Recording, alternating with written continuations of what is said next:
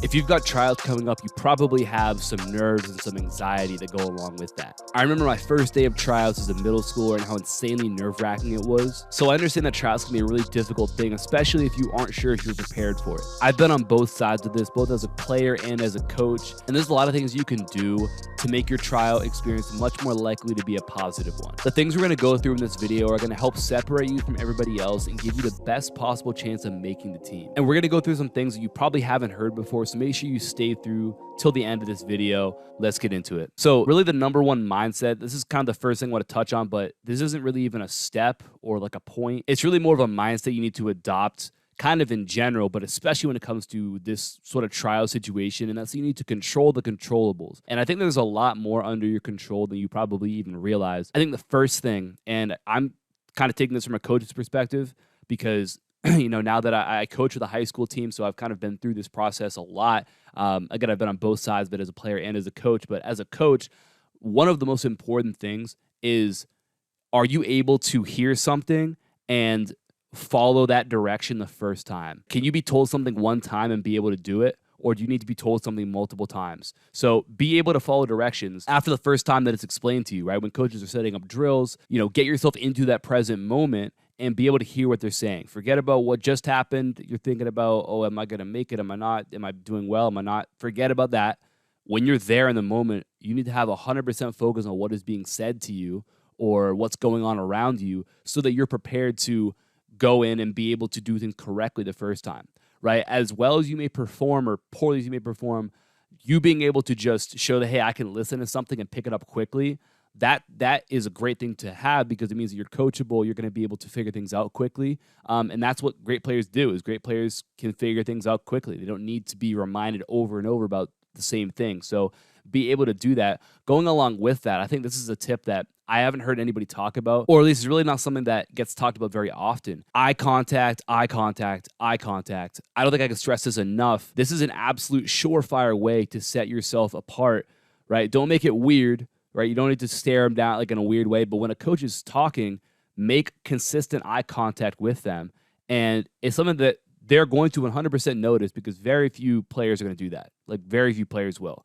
And like they're going to be staring off into space. They'll be staring at coaches' shoes. But if you make just direct eye contact consistently with those coaches as they're talking to you, they're going to notice that. And it's going to do two things for you. First of all, it's going to help you to actually listen better. So going back to the first point, you're going to probably pick up on more of what's being said, and that's going to be better. It's going to make things better off for you. But the second thing is that they're going to get the impression that you're listening to what they're saying, which again, when you're a coach and you're looking for players who are coachable and going to be able to pick things up, players who are locked in on what you're saying and listening to what you're saying, that's a huge positive. It's something that you want. So make sure that you're making eye contact with them. And again, it's also going to set you apart because no one else is going to be doing that, right? Very few players are going to consistently be making eye contact when the coaches are talking. I think that's really, really important. And then the third thing when it comes to controlling the controllables is you need to move with a purpose. So get where you need to get to, right? When you are getting into lines for a drill or you're getting to a certain area, like get there. Like don't walk there, right? Move with purpose. Get where you need to get to. If you understand something, be the first person in line to do it.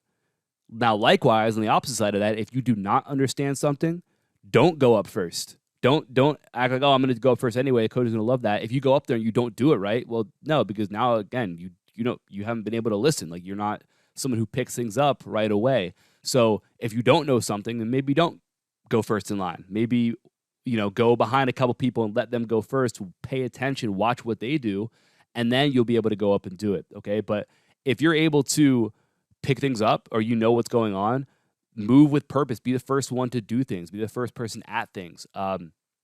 That's really, really important. And the second thing that I really think players need to understand, and again, I haven't heard a lot of people talk about this, is that you don't just want to be seen, you want to be heard. I think at tryouts, everybody's so focused on going in there and being seen by coaches. I want them to see what I can do with the ball in my hands. I want to see, I want them to see how good I am on defense. Whatever, like that becomes so much of what players get hung up on. And I'm not saying that's not important. Obviously, it's very important. But I think it's also important that you are constantly being heard. And this just means that the way that you communicate is critically important. So talking throughout drills, calling for ball, communicating on defense, all those things are super important. And the reason being is because you have the ability to make other players better based on how you talk to them on the court.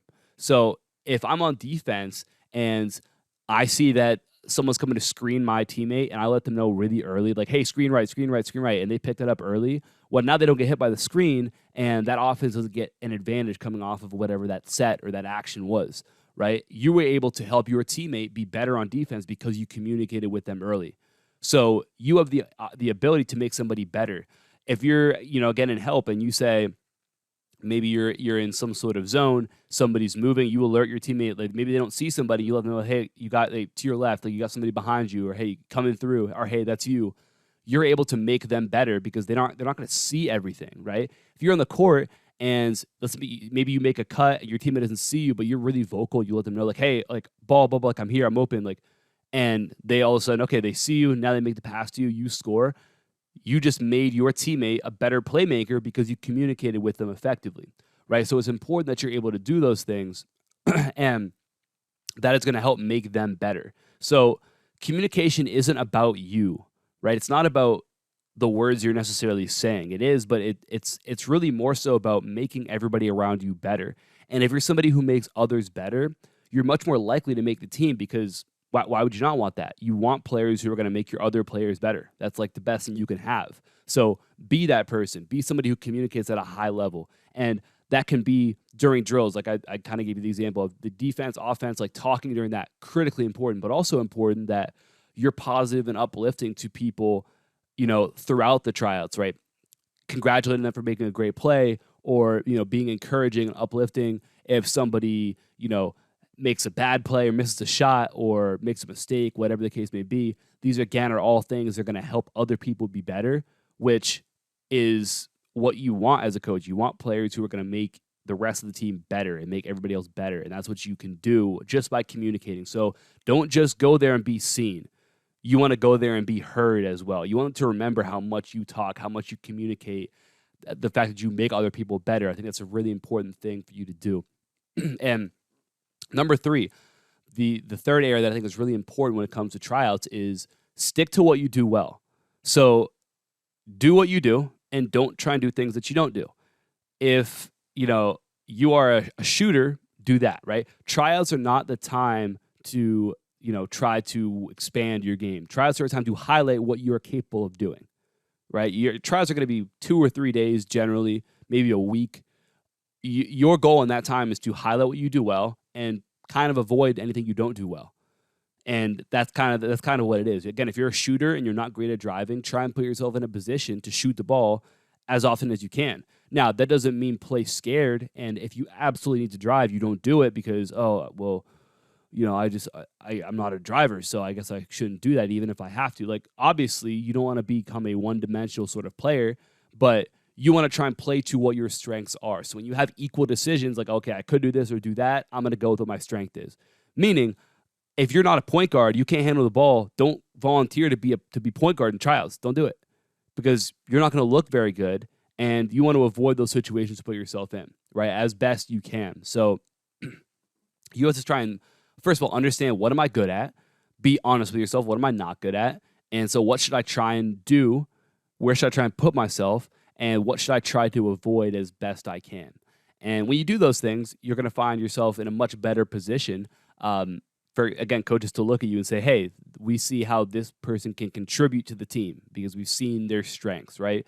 And then your weaknesses is something that you deal with. But at this point in the year, this is not the time to be addressing weaknesses. Like, this is the time to perform. And so it's important that you stick to what you do well and avoid anything that you don't do well. So if you do these things, you put yourself in the best position to make that team, right? Because, again, at this time, you are what you are. Like, the work you've done or haven't done the last 8-9 months of the offseason, that time is all past, right? So whatever you happen to be now, that's what you are. So now it's about highlighting and maximizing what you have at your control right now. And you have the ability to communicate and be heard and make other people better.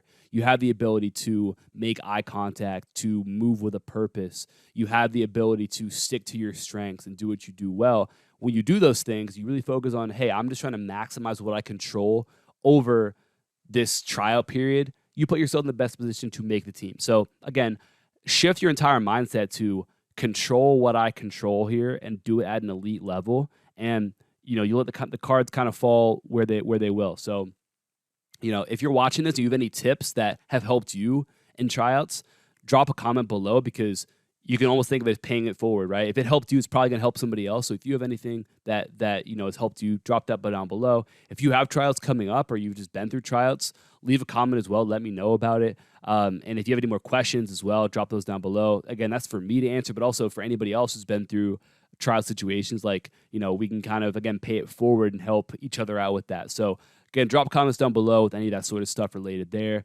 I appreciate you for watching. Drop a like, subscribe if you're new. I'll talk to you soon. Peace.